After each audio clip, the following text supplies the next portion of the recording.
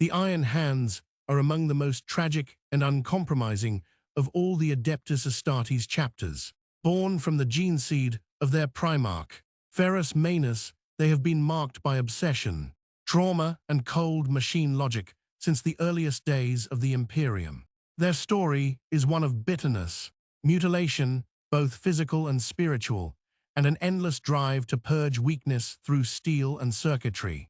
In the Great Crusade, Ferrus Manus was a master artisan and warlord, obsessed with the fusion of flesh and machine. His hands were fused with living silver after wrestling with a great Xenos worm on Medusa. His adopted homeworld, he drilled into his legion an unyielding hatred of weakness, teaching that flesh was fallible while the machine was pure and eternal.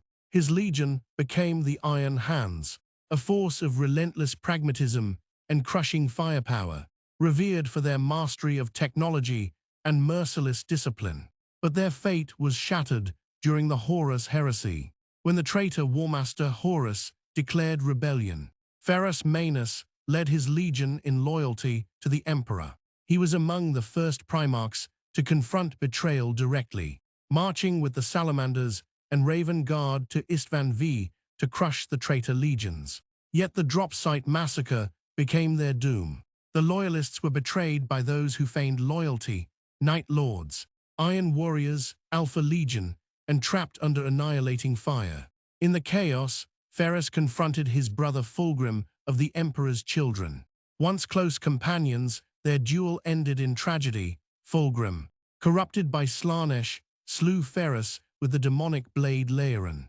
The Iron Hands' Genefather was murdered before their eyes, his head taken as a trophy, his body left behind.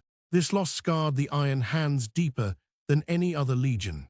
They had lost not only their primarch, but also their sense of identity.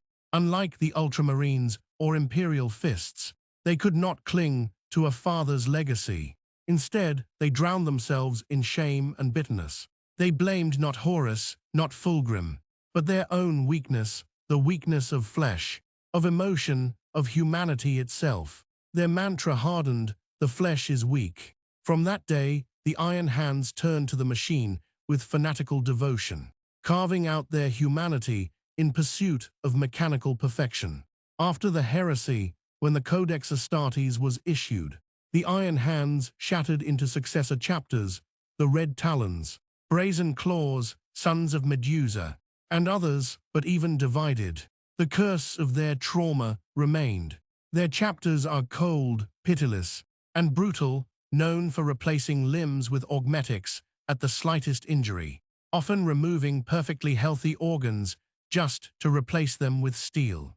Among all Astartes, they are feared for their lack of compassion, even for fellow Space Marines. The wounded are often left behind if deemed unworthy of survival.